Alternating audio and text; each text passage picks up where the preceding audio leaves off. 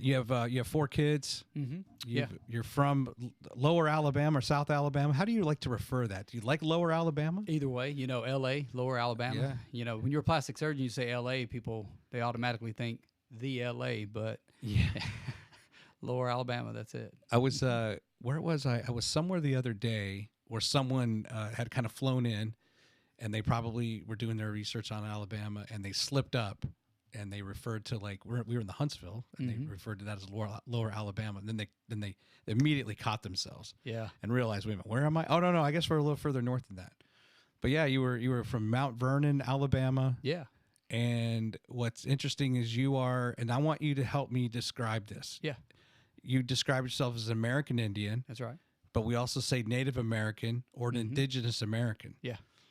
How, if someone was to ask you, hey, so Tony, why do you consider yourself American Indian and not Native American? Yeah. What's your response to that? In terms of being Native American, there's a lot of different ways that, you can, say the same thing. In our society, we continue to come up with new ways to say the same old thing. Mm-hmm.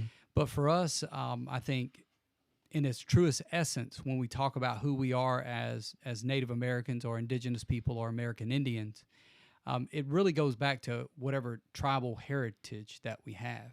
So in the most truest form, I'm Choctaw, I'm Creek, and I'm Cherokee. So that makes up who I am. If someone says American Indian, Native American, indigenous is probably the best way to describe, a person of indigenous heritage, just to use the word indigenous, because it doesn't really attach you to any particular tribe. It doesn't place on them the moniker or the misnomer of being an Indian per se, because we know that the whole Indian name or misnomer, it came in when Columbus came over and he thought he was in the West Indies. Yeah. So, but I'm not offended by those things. I tell you, growing up in my community the way that I did, and being just intimately involved with and understanding, who we were all the way up, I didn't know anything any different. Now, if someone looks at me, they'll say, you have fair complexion, you look, like a white guy. But in reality, growing up, we didn't know anything, any different than we were Native Americans. We were indigenous people. We were Choctaw. When you are an indigenous person and you're from multiple tribes, you only tend to have enrollment within one specific tribe. And so my enrollment is with the Mowa Band of Choctaw Indians of South Alabama. That name Mowa, it stands for Mobile and Washington County. Our tribe is situated on the border of Mobile and Washington County, and we are the first state-recognized tribe in the state of Alabama. And there were other tribes that came along afterwards, but we were the first indigenous tribe recognized by the state.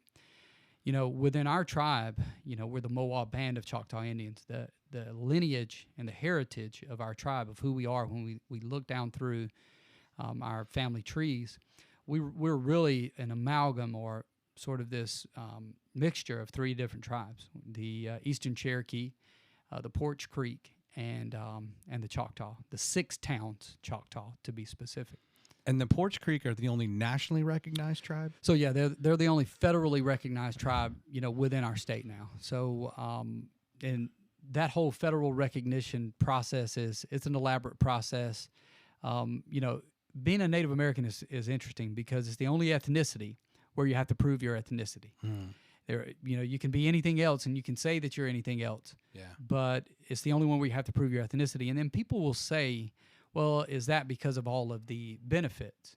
Now, see, I will tell you, I lived in a way and at a time where there were benefits to being Native American, but there are also drawbacks to being Native American. So my last name, Weaver, is a very, very common Choctaw last name in the region in South Alabama. Yeah. And, there are unfair characterizations, for people with the last name Weaver there. It's not to be victimized or anything, but look, sometimes they're unfair, sometimes they're founded. Okay. Yeah. So people will judge others. People will judge others who are associated with you based on how they see you. Sure. And that's that's human nature. I was having a conversation with my kids the other day, and we have varying levels of conversations. We have a 13-year-old dog. We have three girls and one boy, and so 13, 10, or 13, 9, 5, and 2. So the levels of conversation vary throughout the house. But we were talking, and I think I was telling my son, who's 9. Cruz. That's right. I was telling Cruz, I was like, look, I want you to judge. He's like, well, what are you talking about? I want you to judge things, because whenever we judge things, we are able to decide what's dangerous, what's safe. We're able to decide what's good for us and what's bad for us. And so making judgments is critical.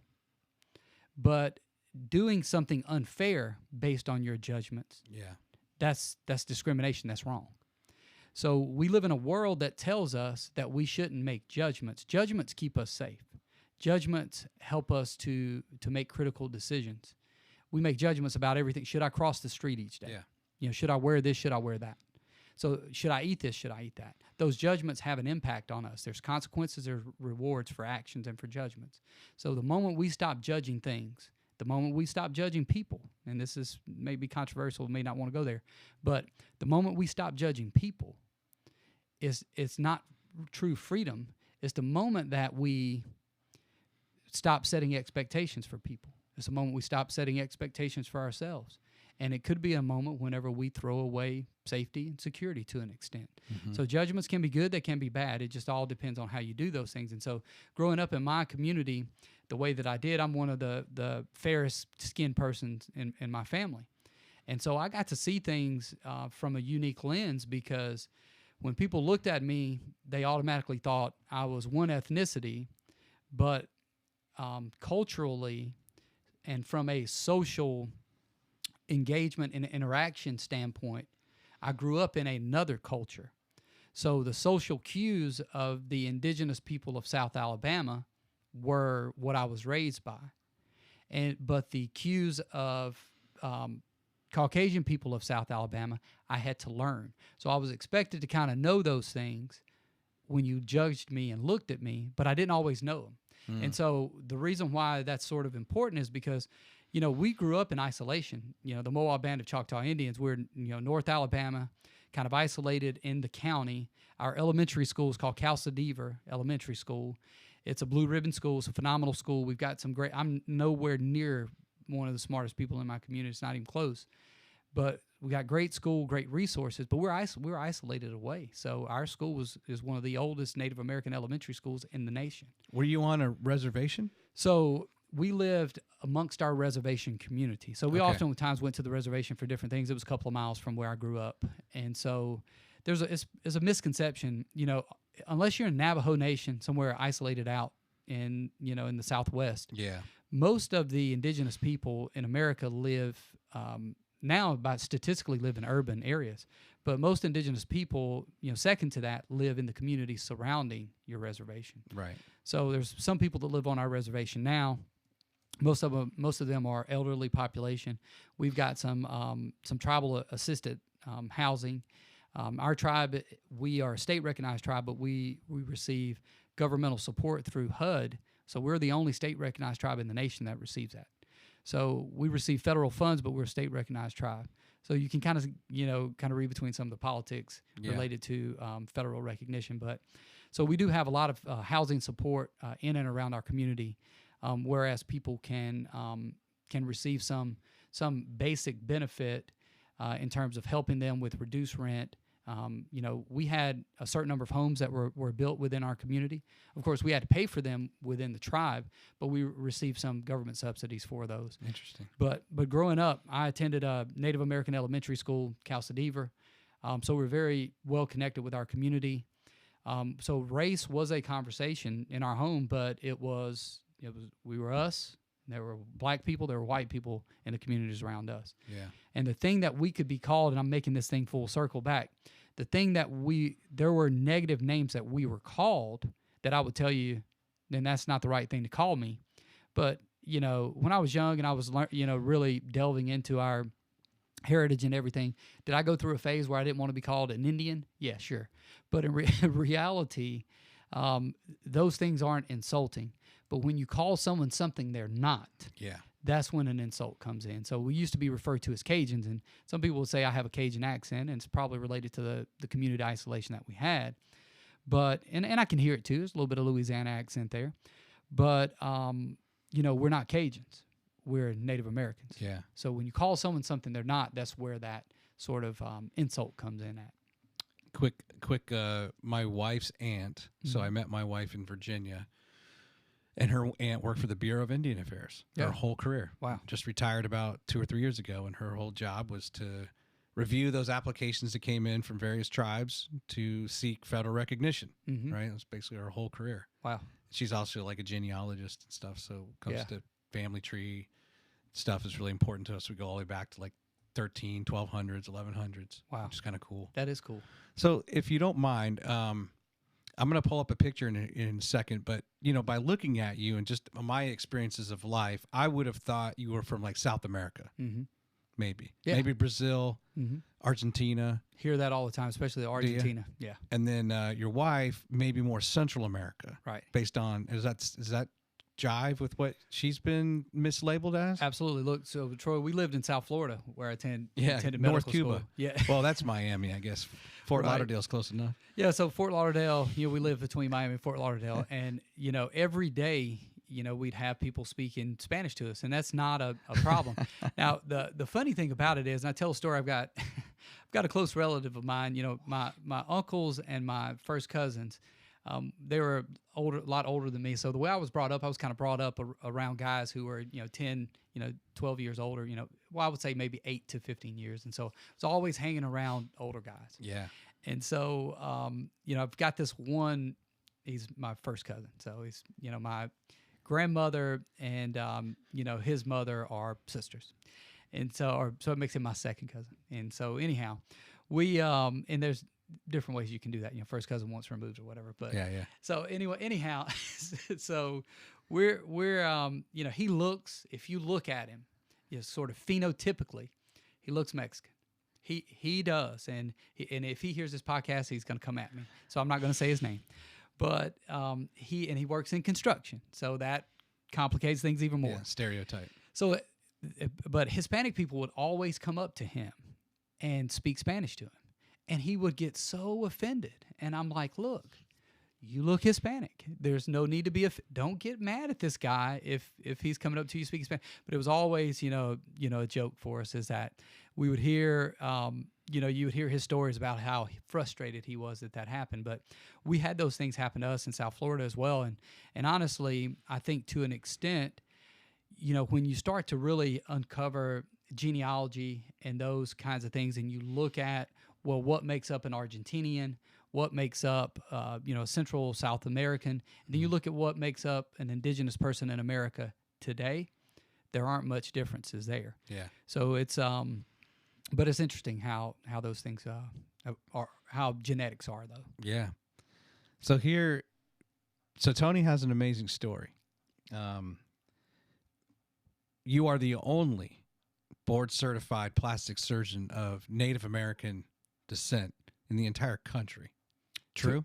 To my knowledge, yes. To your knowledge. Yeah. So according to the Association of American Indian Physicians, which is a indigenous physician association that's been around for around 100 years now, we don't have record of any other indigenous person. And this is corroborated by the some other sources as well within plastic surgery. So here's an interesting article.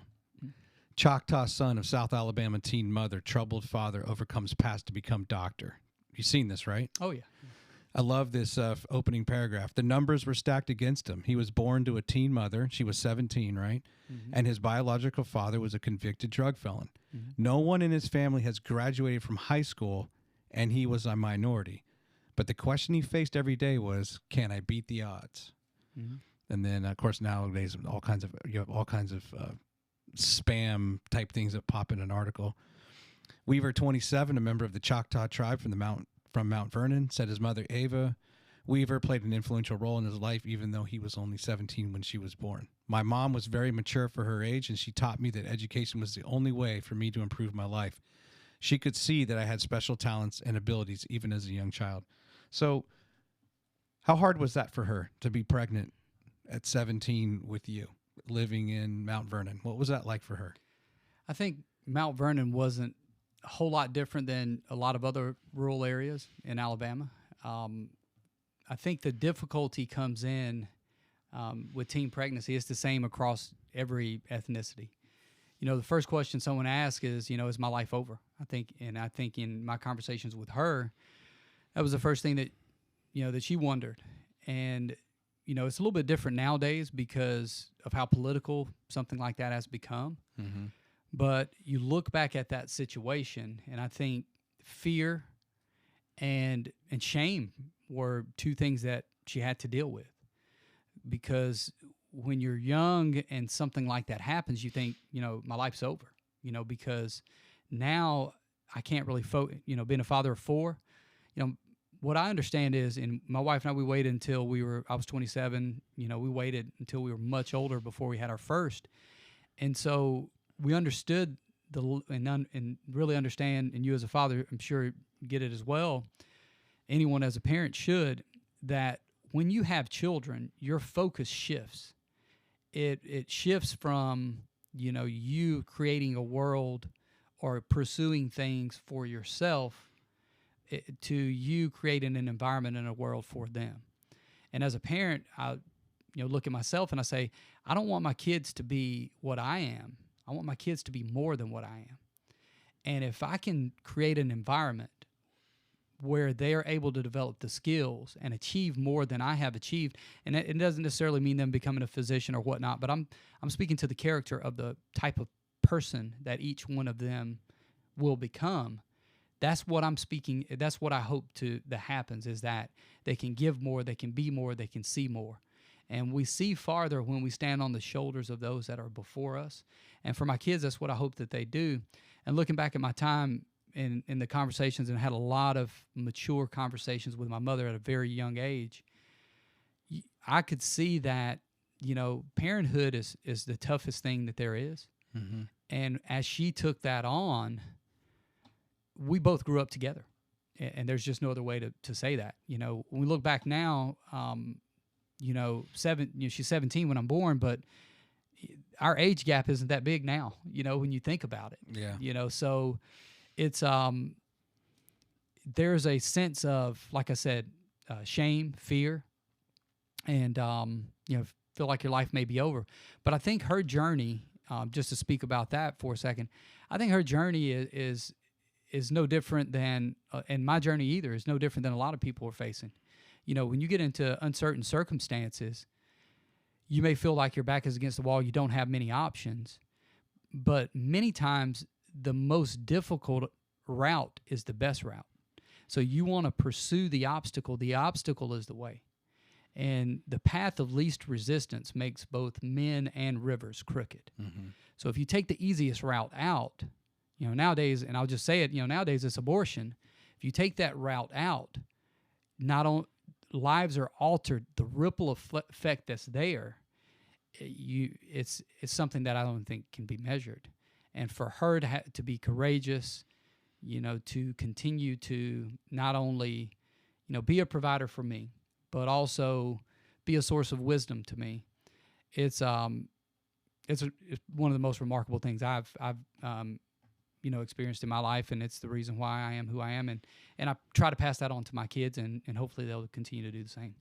Now, I know he's passed on, but did you have a relationship with your biological father? So I did. My dad was a brilliant guy. So my dad was valedictorian in high school, and so I think things came really easy for him, probably too easy, and just with him, I didn't have much of a relationship with him whenever I was younger. My mom, she set some very, and I appreciate her for that, even to this day, but my mom, she set a high standard.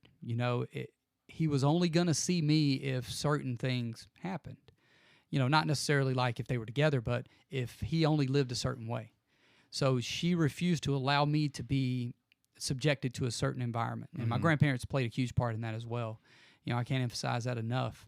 My grandparents, in a way, and it may sound a little dysfunctional, but things are as they are. In a way, my grandparents were kind of like my parents, and you'll see this in a lot of families where you have influential grandparents. So in a way, they were like my parents because they did help my mom and I, and it created just a great. I didn't lack anything growing up from a family structure. I had great uncles. I had wonderful grandparents. I had extended great aunts and uncles. I look back at my childhood, and it was amazing. Raised by a village. Yeah, absolutely. Yeah. And I just cannot, I can't express the gratitude enough. But in terms of my dad and I started having a relationship whenever he was in prison. So I was around. You were 9, right, when he went to prison? I was around 9. And I can tell you this, and this is, look, you'll find about me, and you'll see that, through our time on this podcast, I'm a very transparent person because I believe that our journey, when shared, can help other people. Yeah. But there were times in my life when knowing what my dad's reputation was, when I'm 4, 5, 6 years old. And so hearing stories, hearing things about him, he was a tough guy. And so when I had opportunities, and my aunt was just a wonderful woman, I would go and visit her. My mom, like I said, she didn't keep me away from my father's family. And so I would go visit my aunt, and there would be interactions I'd have with my dad. I had a palpable fear of him because I didn't know him that well, and because of his reputation. My dad was a great guy, like I said, a brilliant guy, but he had a little bit of a temper when he was activated, and just it lived a certain lifestyle. But you hear those things, and as a kid, you don't know how to sort through those things. It's a lot. Was he Caucasian? He was half white and half Native American. Okay. Mm-hmm. Did they ever marry? No. Okay. Mm-hmm. So then your stepfather came along later. He did. Mm-hmm. Okay. How did he die, your father? So that's an interesting story. So I'm going to tell you this real quick, and then I'm going to get to that. Yeah. So the first real conversation, meaningful conversation I can remember having with my father, my aunt took me along to visit him in prison. At this time, he's in Angola and in Louisiana. And so we go there, and we walk up, and it's a visitation, but it's not a contact visitation. So it's behind the plexiglass or the bulletproof glass. And so we're sitting there. The first real conversation I ever had with him, I can still remember it vividly, was on that phone with him behind that glass. And so I'd heard things, I'd seen him, when I was much, much younger, but that's the first real just conversation, hearing his voice and connection that I had with him. And then we got to writing each other when he was in prison. And so when he was released from prison, and I said this, I haven't told this in a while, but one of the hardest decisions I ever had to make as a young person was when he was released on parole. So he got released, and they were having a get-together for him at my aunt's house. And, of course, they wanted me to come over. And my mom said, look, at the time I was 14. I was about to turn 15. So he was going to wait 5 years. Yeah. And so she says, look, you can go and visit him if you want to, or you don't have to go. But I'm not going to make the decision for you.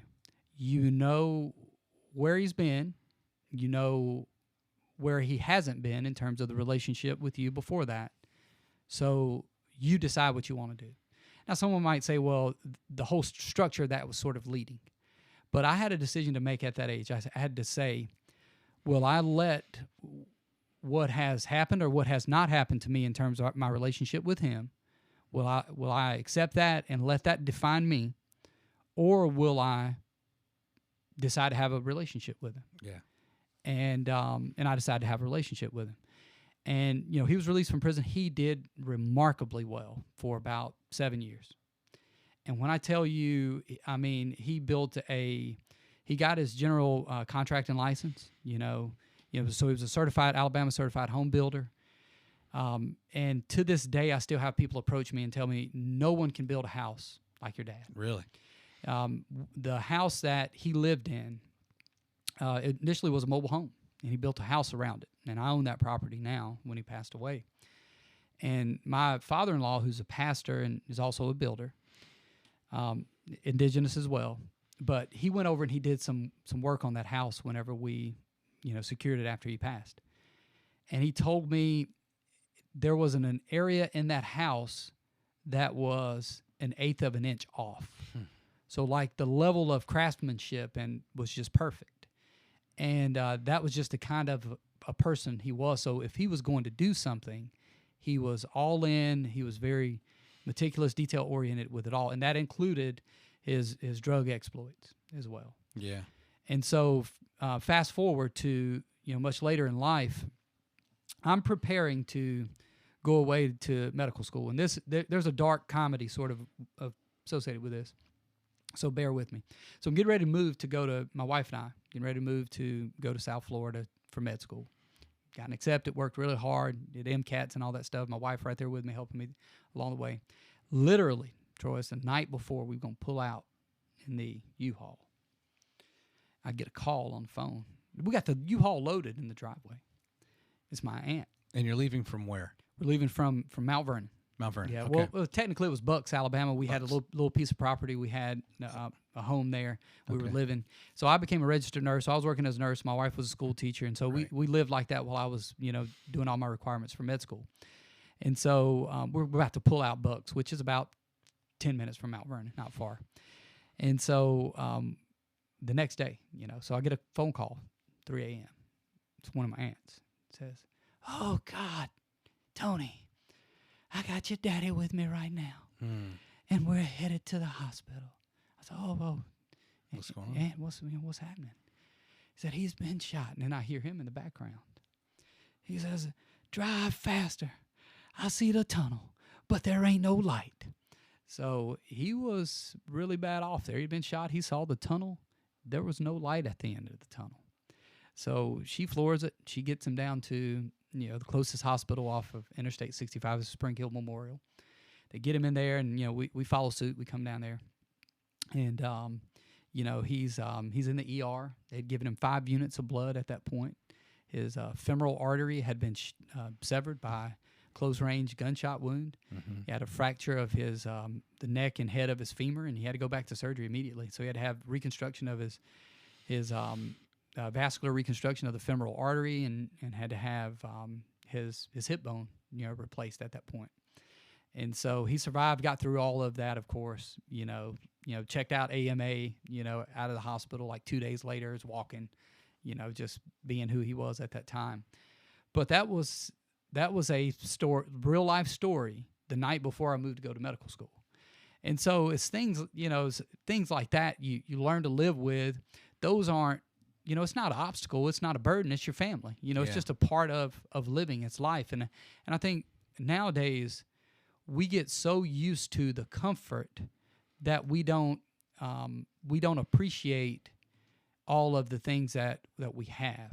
And I think understanding that those uncomfortable things, those tough moments, those trying times, they make everything else worth what they are to us.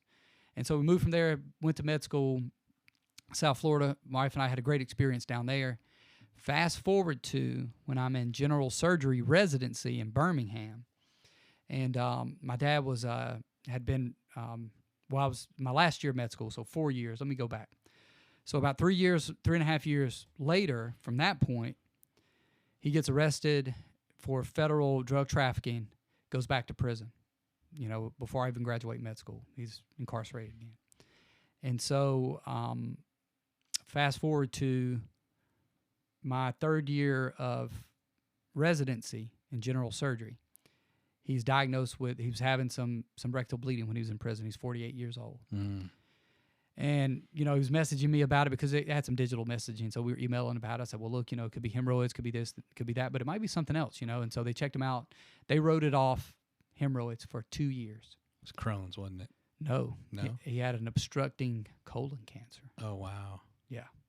So it wasn't diagnosed until he had a complete blockage. And so he had abdominal pain. It had ruptured. They took him and he was at that time, he was at Butner Federal Prison in North Carolina. It was close to Duke. So he took him to Duke. They did a diverting colostomy, pretty advanced at minimum based on the criteria of stage 3. But it ended up being, stage 4 cancer, had some liver mets there.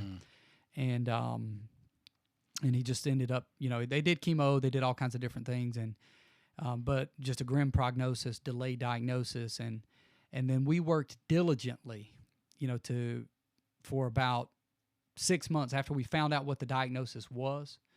I just worked, incessantly, and to get him out. We found out the diagnosis, then we found out kind of the prognosis as things went on. And then I was in my first year of plastic surgery residency. We were able to finally get a compassionate release for him just as I was starting plastic surgery residency. So I flew up to Butner, North Carolina, worked with some attorneys and everything there, got a bunch of letters signed, like every resource, every person I knew, we worked, and we were able to get a compassionate release, which was unheard of. It's just a God thing, really. And so from there, we got him out, and he was released in like September, and then he passed away in November. So he did die at home. Wow. So that was his ride. And, he said that his favorite Bible verse was, Romans 8:28, for all things work together for good for those who love God and those that are called according to his purpose. And so the powerful thing about that to me is, and it's one of my favorite verses as well, is it doesn't matter what, society says the quality of a life is. If one is salvageable, if God can save one, God can save all. Mm-hmm. If he can redeem one, he can redeem all. And so everybody has a purpose.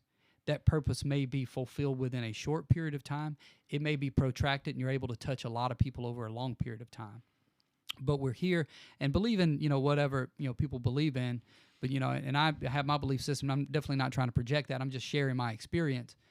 We have a unique opportunity over a very, very short period of time compared to eternity to do something for this world and to do something for other people and to make an impression, leave an impression and make an impact. And so no matter where someone thinks their life has gone, no matter how bad it may seem, no matter how bad the things that they think that they've done are, we've still got a unique opportunity to see things as working out for good if we have our priorities, our focus, and our purpose aligned in the right way. And we saw that with him, towards the end of his life. And someone even told me, I had someone come up to me from my community, and someone was pretty close to me. They said, Tony, I know about your relationship with your dad growing up. Why did you go to the lengths at which you went to? Because it took a lot away from my focus as a plastic surgery resident in that first year. And they said, why did you do what you did for him? And I told them this, what we do, what other people do to us, it speaks to who they are. What we do to them, it speaks to who we are. How can I raise children and tell them to be a certain way? And at the time we had two, whenever I'm not that way to begin with either. So I didn't necessarily just do it for him. I did it because of who I want it to be and who I want my children to be. And it was also for him too. Yeah. And that, it's his journey. I thought it was amazing listening to you find now within your own DNA how meticulous you are about things. You get that from your dad. Yeah, most definitely. And also, my father and my mother both had traumatic brain injury a year apart. And I never knew, they were divorced when I was born. So I never knew him. I never really knew him as a non-head injury, patient, if you will. And so then he has a head injury. I, at some point, get to meet him. Kind of, he had another family by then. And kind of like you, at some point I had to make this decision on, do I want to have a relationship with my dad? Mm-hmm. I should just be mad at him that he left us and all this stuff. And he had troubles, right? He just couldn't avoid the natural man in him and the decisions he made. But then as a head injury, it's like anybody with severe disabilities who they don't act out. They're just kind of angels in their own body, right? Where they just kind of function and they live, and they're not trying to create problems, right? They just become very sweet people. My mother's the same way, but I got to see him. He just died 2 years ago, but I got to see him for the rest of his life, just as kind of like the true person he could have been. Wow. If he wasn't held back by his inability to make good decisions, you know what I mean? So therefore I had a relationship with him. Yeah. But I never knew him, never had that father-son thing, in his own sane functional mind, Mm-hmm. but just kind of chose like, well, this sucks. Mm-hmm. It sucks to him and my mom that they've had to, my mom's still alive, but had to live their life, most of their life, disabled. Wow. Right. But, so it's very interesting and also interesting that you choose a path now where you can be even that much more compassionate because now you know something about what he's going through. Right. And the diagnosis or this and, and being close at both times. Yeah. You're about to pull out of town. He, gets shot, right? That first time you're close by. Mm-hmm. Then the next time you're actually in Birmingham, not far away. Right. Isn't that interesting? Yeah. And it's, I think when we look at, and I've said this to my oldest, no one is perfect. And we're never really truly adults until we can see our parents for who they are. Yeah. And so until you can see your parents for the good and the bad, their shortcomings, their strengths and all those things, you never truly are able to process their experience. And like with my dad, I think, and it's this way with anyone in our lives, especially in meaningful positions, you sometimes want things out of people. And,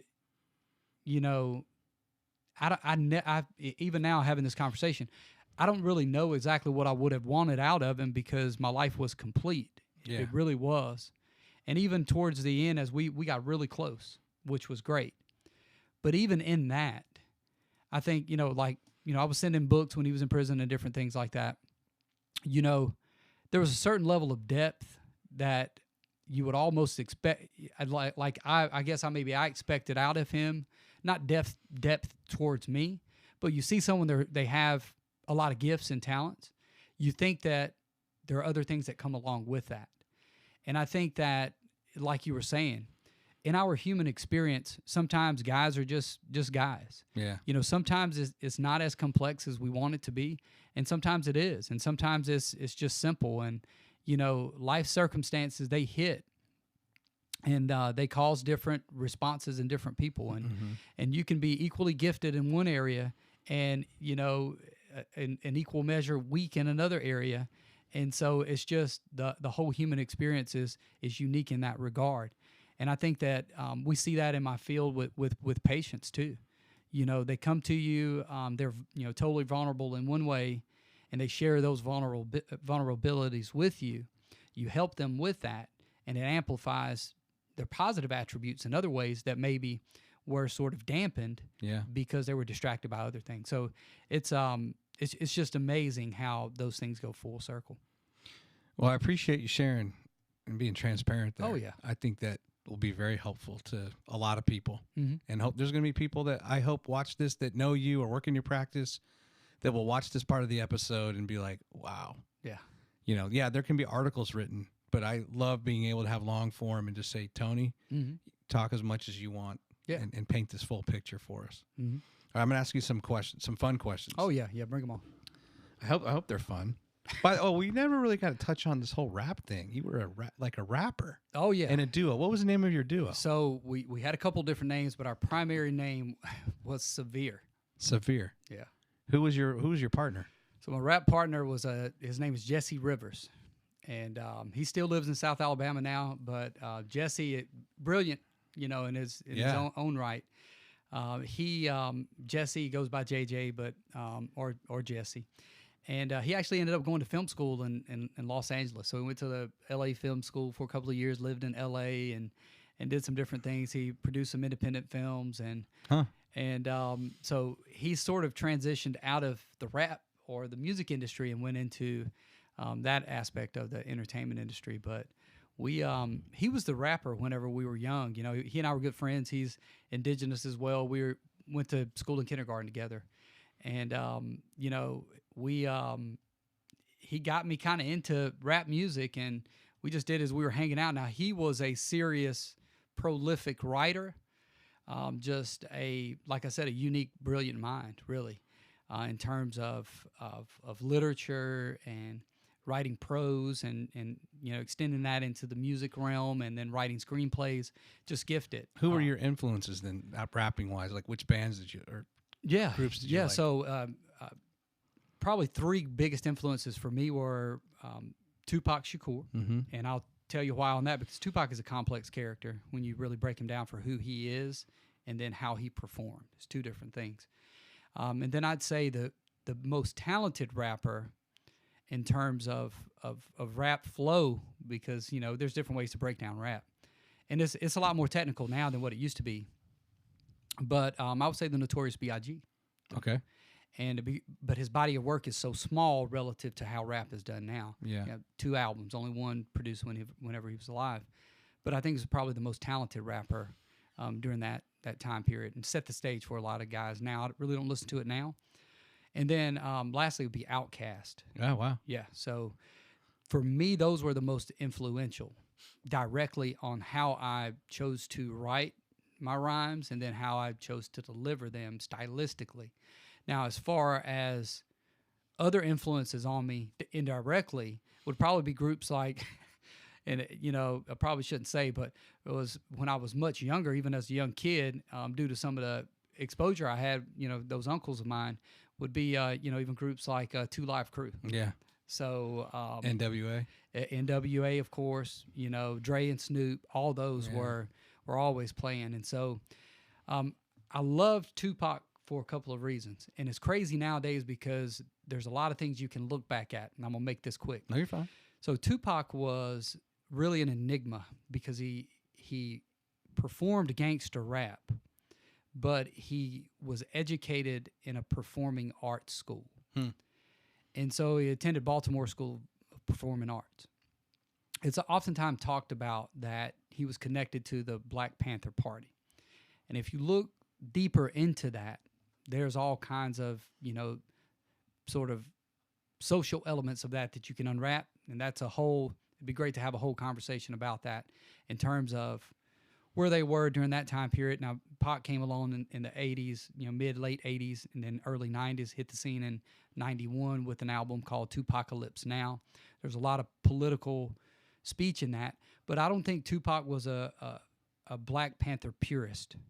I think in some ways, and we see this with people who ascribe to sort of socialist principles, there's an idealism associated with it that doesn't really transfer to real life. And I think you probably saw that with elements of the Black Panther Party during that time period, particularly like even before that into the 70s. And when you study those things out, that had an impact on him as a rapper. The thing I loved about him was he had an ability to connect with people in a way that transcended his music. And you'll hear that from political figures. You hear it from other celebrities. And I'm not, saying that I'm affiliated with any political party or anything at all like that. I'm more of a libertarian in terms of political approach, but very conservative. But I heard it said once with Bill Clinton, it said that he can make you feel like you're the only person in the room. Yeah. When he has that just sort of a way of pulling someone in a conversation. Same thing was said of Teddy Roosevelt. Charm, charisma. Exactly. Yeah. And so my son and I, we were watching a documentary on Teddy Roosevelt the other night. He had some of the same ways as well. There's a quick story I'll tell you, and you probably heard it about him. It said that he was out west in the Dakotas, and he was about to cross a river, and there was almost this vagabond there on the side of the river. And whether this is true or not, I don't know. They said he ran up to Teddy Roosevelt, and he asked him for a ride across. Roosevelt gave him a ride across. When he hopped off, someone asked him, they said, what made you ask him? That's the president of the United States. And he said, whether he's the president or not, I didn't know. But on some people's faces written a yes, and some people's faces a no. That man's got a yes face. So certain people have those kinds of characteristics and attributes. Yeah. And then certain people can speak to people in a deep and meaningful way.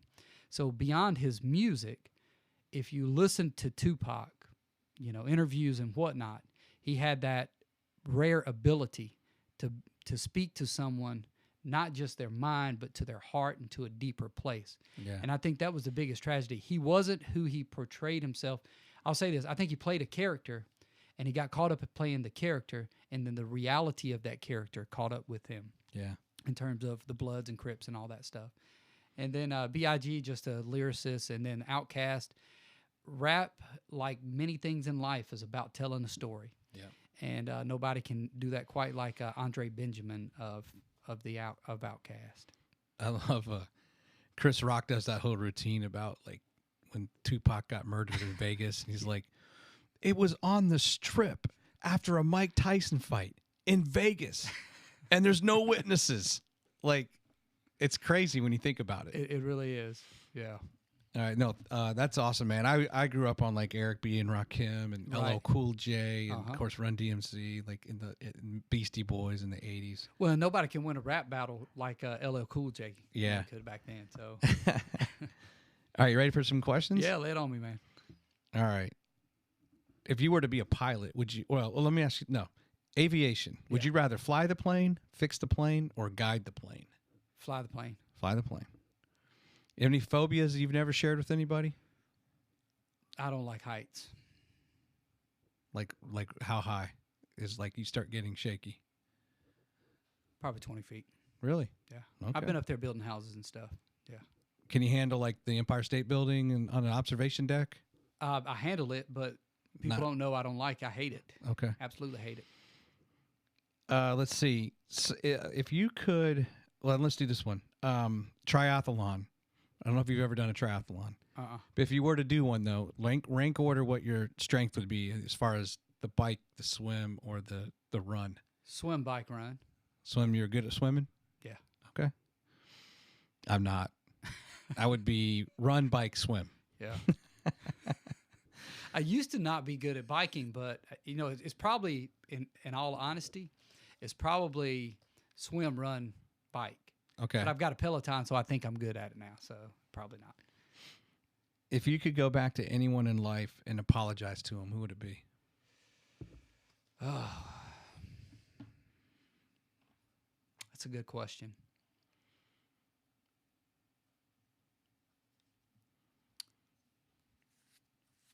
It'd probably be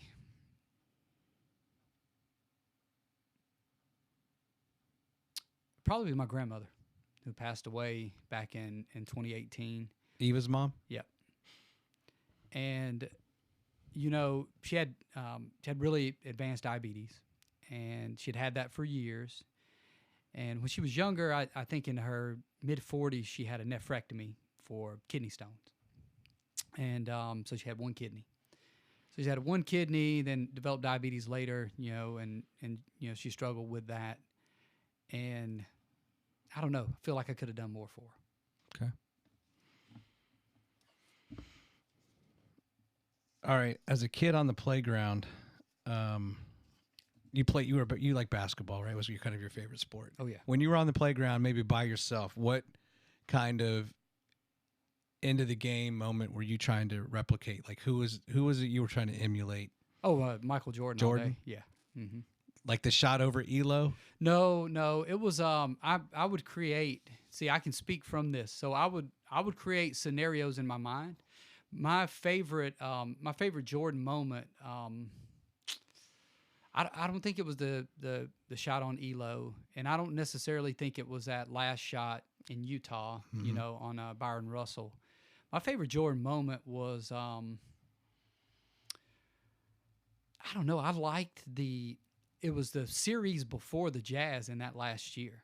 You know, it doesn't get talked about a whole lot, but my Pacers, yeah. So Michael Jordan struggled, I think, he looked human in that series. He missed a game-winning shot in that Game 6. They had to go to Game 7. And Game 7 ended up being close.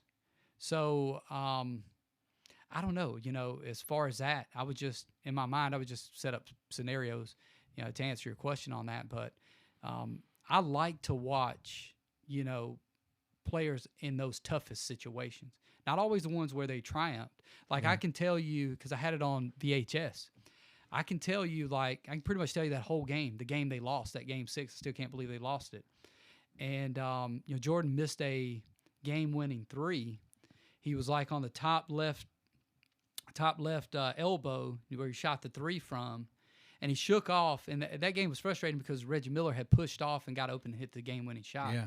But then Jordan came back down. He had a good look, and he was at the top of the elbow, shot a 3, tried to bank it, and it rimmed out. So they still almost won the game. But Jordan had a cut on his eye. It was just, there were a lot of factors in that I just thought were, he looks human, even though he, isn't, to the perception. But I even thought back then, if he didn't retire, I don't know if they'll win it next year, just because it's that close. But people forgot about that series. The Pacers almost beat them. I think also what is interesting, and it's not till the whole body of work was done, that what you saw was he was 6-0 in the finals. Mm-hmm. He wasn't going to lose. Yeah. And that's what I think endears you to him. Mm-hmm. He's going to win. Yeah. And it wasn't pretty. And it took 7 games, but they got through them. And then, of course, in Utah, Game 6, right? Mm-hmm. And they get through them. He had with the flu in Game 5 or whatever. Yeah. So, I love that, too. I love Jordan. Maybe not as a person and all the things that he does, but certainly as a basketball player. Is there a celebrity you would want to fix when it comes to plastic surgery? That's good right there. So, how long do we have? Probably the easy ones would be like Owen Wilson's nose. Yeah. That's one that really stands out. Probably needs fixing. Deviated septum 3 times or something? Yeah. No, and I wouldn't do him. In all honesty, I'd send him to my friend Russ Zarofsky down in South Florida, who does noses all the time, Dr. Z. Does it? It was a classmate of mine. He does facial plastics. So I would send him there. In terms of who would I want to work on celebrity-wise, I really hadn't thought about that. But what I do think about all the time is, as it comes up, what would I do different to this person or that person? Or it's clear that this person has had that, but I would do it. I wouldn't have done it the way that they did. So those are things that I do think about. But I don't necessarily think about, who do I absolutely want to work on. Everybody's had work though. Yeah, that's the thing. So there probably isn't a 6-pack that you see in Hollywood that's a real 6-pack. That's probably true. Mm-hmm. If you were to win an award, let's say you win the Plastic Surgeon of the Year for the in the U.S. Nice. What's your acceptance speech?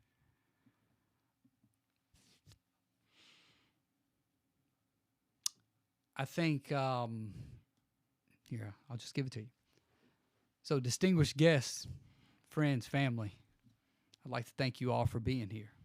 Understanding that this award is to commemorate my career, my time as a plastic and reconstructive surgeon. This award isn't something that I receive. I receive this award and I pass it on to my family, to my wife, Jenny, who's spent tireless hours with me, supporting me throughout my journey, to my children who have been there as a source of inspiration, to my community, and to my God, who's provided me with faith, hope, and impetus and a motivation to do work that's indelible in eternity. And I would probably come up with a little bit something better than that, but we'd have to lead it in. But those are the people who mean the most to me and why I do what I do every day. That's awesome. So service, I know, is a big part of your life. Mm-hmm. Can you give me an idea of whether it was with your family or with your wife or community thing? What's one of the most gratifying service projects or acts of service you've done?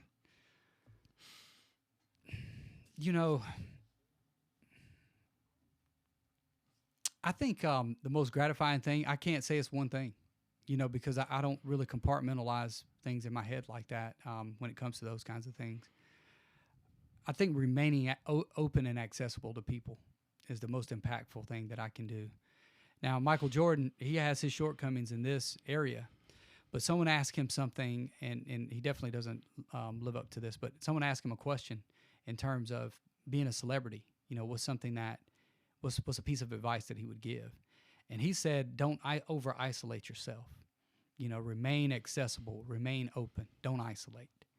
And I think that that's true, not that I'm a celebrity by any means, but I think that you can get so busy in life that you compartmentalize or you box yourself into what you and your immediate family are doing, and you forget to make yourself available to other people who could potentially benefit from you.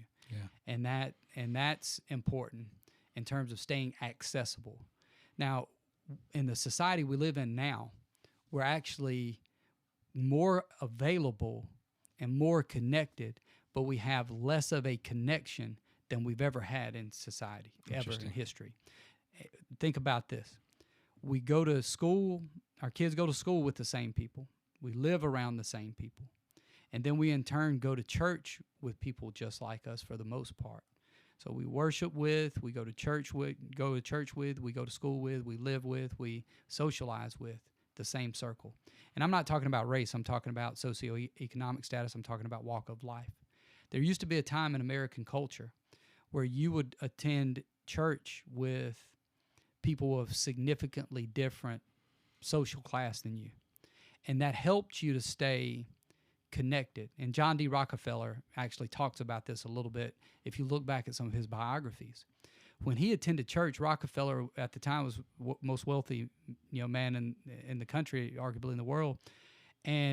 But there were people attending that church. He was so accessible to the community that time in New York.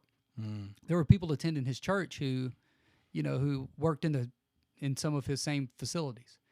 And so for us, we have a risk and it's a danger of not truly connecting with other people in a way so that we can have meaningful conversation with them and then understand where they are. So when I grew up, relatively poor. We didn't know we were poor, so it didn't matter. But when you look back at that, I have to tell my kids about that experience. Now we go back home and visit, but in the span of my lifetime, I'm 40 years old. Our community, and we benefited from not being federally recognized. Our community has elevated in such a way that we don't, when I grew up, there were people, it was mostly dirt roads, red clay roads, and, we had people who didn't have electricity, and some people didn't have running water in their house. We remember going, I had relatives who you could see the chickens running underneath the house, through the house on the inside. So it was that kind of an environment. And so I can't tell my kid. I have to tell my kids about a lot of these things. They don't see them. And then even when we go on mission trips or we go on outings to things, we don't have a real connection.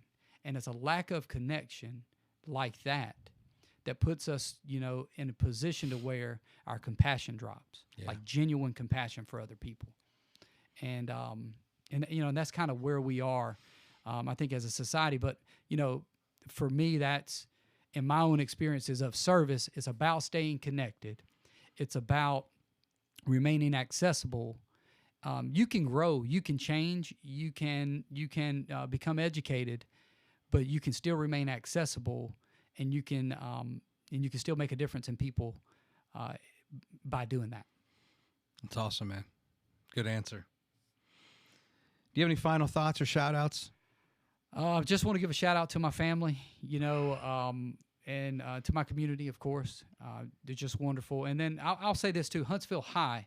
So, we live out here in Madison, so we root for the Jets and everything. My kids, they go to county line schools here. I will say, I've got a close friend of mine who's from back home, so they're Native American heritage as well. They live over in Huntsville. His son, Braden Rivers, and you guys should check him out, is a junior basketball player with Huntsville High. He was one of the starters on that team. They just went to the Final Four, and they lost a very, very close game to Enterprise. And I do want to give a shout-out to them. Great family.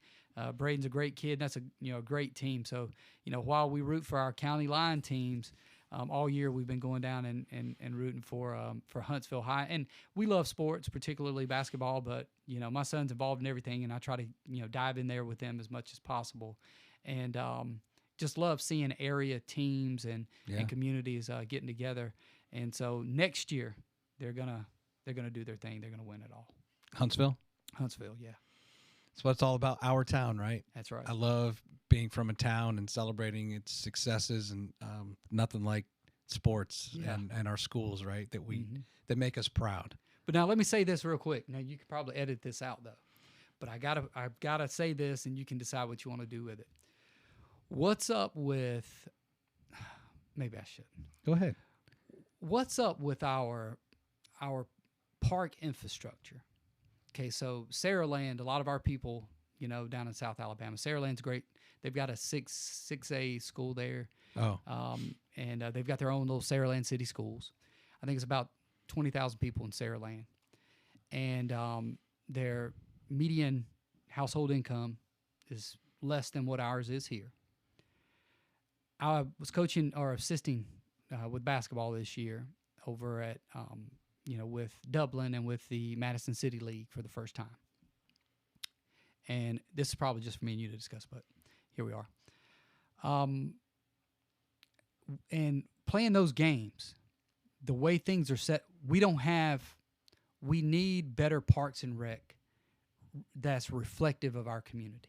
Yeah. So the question is, I'm not criticizing. Mm-hmm. I'm posing a question. To be more competitive. Well, there's across the state. There's that. But I want to say this. What can I do? And this is probably good for the podcast here, so I'm going to kind of back up a little bit. So what can I do for the community that would help facilitate us in becoming more competitive across the state in comparable communities when it comes to our parks and recs and our infrastructure for our children and for the community as a whole? I might have an answer somewhat for you. Mm-hmm. And it's a challenge because what's happening here is exactly what's happened in Northern Virginia, why we get our butts kicked by Southern Virginia and Central Virginia. Mm-hmm. And it's because you start getting to expansion and the schools, there's more schools. Yeah. And then everybody wants their kid to be a star. And then what happens? Well, I can prove this what happened up there, but you start the recruiting. Mm-hmm. They're going to start public schools are going to recruit, and it could be totally within the law, right? Convince parents to move mm-hmm. to Huntsville High because that's a basketball school. Right. Convince them to move to Bob Jones because they're a football school. I'm mm-hmm. guessing here, right? Been here right. 2 years. And then, or send them to private school. Mm-hmm. And the private schools are always going to have that ability, right, to attract. And so it just dilutes the talent. Mm-hmm. The bigger your city gets, the harder it is for the run-of-the-mill James Clemens to be dominant in something year after year. Right. Because those kids are going to get recruited. But what happens in the smaller towns is you buy in early. Yeah. So you're in second grade, and what's your goal? And let's just say over the course of 20 or 30 years, no other high school is ever built. Right. So all you know is you're going to play for, what was Central? What was your mascot? Yeah, Wildcats. The Wildcat. You're going to play for the Wildcats. You're a Wildcat as a first grader. That high school coach comes down to the rec league and says, hey, I know you're 6 and 7 years old, but you're going to be a Wildcat one day, right? Yes, sir. Right. Let's do it, right? And everyone buys in, and the whole community buys in. And I learned this from, I used to do my own sports broadcasting, and I interviewed coaches. And the one coach said, you know why Salem, Virginia, down in, it's like a suburb off of Roanoke. Mm-hmm. You know why they beat our butt every year? Well, go look at their program. It's 300 pages. Wow. If you go to like their high school. It's like Texas. The whole town shuts down mm-hmm. to go watch Salem High School. And guess what? And even this year, they were the state runner-up. They'll either win state or they're the runner-up or semifinal every year. And it's because they don't get diluted. Yeah. And then those kids go play at Virginia Tech or get, recruited out. But, that's a huge problem. Mm-hmm. And I don't know about Birmingham because I know Birmingham's strong. Yeah. But I don't know how you fix that. Because now college is that much more expensive. And everybody parent wants their kid to get some scholarship somewhere or just have a good experience. They want to win. Look at the NIL. Yeah. Now Coach Saban walks away because he's like, I can't deal with this. You can't blame him. You can't. Now it's not. You don't even want to go to the NFL because you may make more money in college. Yeah. So it's great. Hey, cool. Now we're finally going to see college athletes stay for their sophomore, junior, senior year, but they're staying for the money. Mm-hmm. And they might switch schools 2 or 3 times within that time period. So it's a tough thing, man. Mm-hmm. And I've seen it where, and maybe you've been here longer, but it's crazy how a school can be a wrestling school. Right. Buckhorns and archery. My son's in archery. Yeah. They're like the kings of archery. Wow. And then there's this school that's good at that, and that school that's good at that. Yeah. And if that's important to you and Jenny, mm-hmm. then you might pick up and move because you want Cruz to have some amazing experience in whatever sport he chooses at that school. Or there's some other funny business. I can't indict anyone here, right? But I know that stuff goes on even in Virginia where they're not even that competitive. Yeah, and what you're saying is 100% accurate because down in Saraland, and they were in the state championship this year. They won last year in football, and it's my sister-in-law is a principal at their high school, or assistant principal, and her son attends elementary school. Everybody's they're Spartan, so it's Spartan in elementary, Spartan in middle, Spartan and that's it. They've created the farm league right there. And well, one thing that they're doing though, they're supporting their infrastructure where they are with new parks and rec development. And that's what we've got to do here. I was helping coach at Dublin. You've got people walking across the courts. There's no parking. The courts are outdated.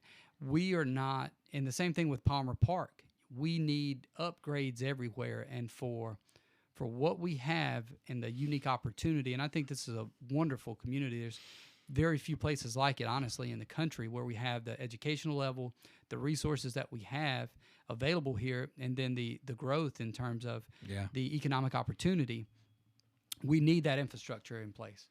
Let me tell you a quick story to prove this point. So in Purcellville, Virginia, we lived in Round Hill, Virginia, and Purcellville. These are, if you know D.C., they're probably 50 miles west of northwest of D.C. So we just kind of kept moving west. And so there was a town, it only had one high school for years, and then it starts getting bigger as more and more people are moving out to beat the prices of homes. And now I was a commuter, right? And then you commute in. So great place to raise a family. Well, then they build another high school. So instantly now you have like this community that's now divided by high school boundaries. Right? It gets vicious, right? And so these kids all play together, 6th grade, 7th grade, 8th grade, even younger than that. And then you get to wherever, depending on where you live, then you split off, right? Well, the one school has never, the Loudon, the school that had been there for years, has only beaten the new school one time in football. And that was the first year when they were in existence and they had no senior class. Wow. That was the only year. So what happened? Well, similar to Salem. And this is where this coach I interviewed. So I was covering both schools. I was doing live play-by-play every Friday night at one of the two schools. And I was interviewing each coach one-on-one in their own shows each week to get material, right? Yeah. So Coach Skinner, who was telling me about Salem High School and telling me about the program and all that, he's like, guess how many kids on their roster bench over 300 pounds? I said, I don't know. He's 47. Wow. He's like, you can be a punter and you're benching 300. But so strength and conditioning is very important. I said, well, how many do you have on your team benching 300? He's like, about 38. Guess how many kids could bench over 300 pounds at the other school? One. Yeah. And I was interviewing their captains one day. I would always do these additional shows at like a sports bar in town, and I'd interview the captains and make them feel, like celebrities. Yeah. And I was like, hey, so who's the strongest guy on your team? Like, oh, it's definitely Ben. I'm like, oh, hey, Ben, what do you bench? Like 305. I'm like, I benched 305. I was a strong safety. I was a marginal player. Yeah. I'm like, I know now. And I told their coach, I said, I know why you're getting your butts kicked. Do you understand that there's 47 guys over there who bench over 300 pounds? That you'll never beat them. And they haven't beaten them. Wow. Until you guys take this more serious. And so sure enough, he gets on Twitter and he starts telling the people, hey, the gym, you can lift anytime you want. The gym will be open at 5:30 in the morning for lifting. But I'm like, I think it's almost too late. You're going to have to wait for that another crop of kids to come up because you've raised these lazy, I don't know, like schemes isn't going to work. These guys are blowing you off the line and they're too strong. So anyway. Got to have the system. It's been so fun having you on, man. It's been good, man. I hope you were looking forward to this today. I know you had a lot of stuff going on surgery-wise, but in the back of your mind, like, man, I can't wait to get over there and talk to Troy. I was, though. I really was. It's great, and I've enjoyed it, too. Thank you for having me. Yeah, you're welcome. All right, man, all the best to you. Can't wait to catch up with you in the future. Absolutely. Thank you. All right, have a good one.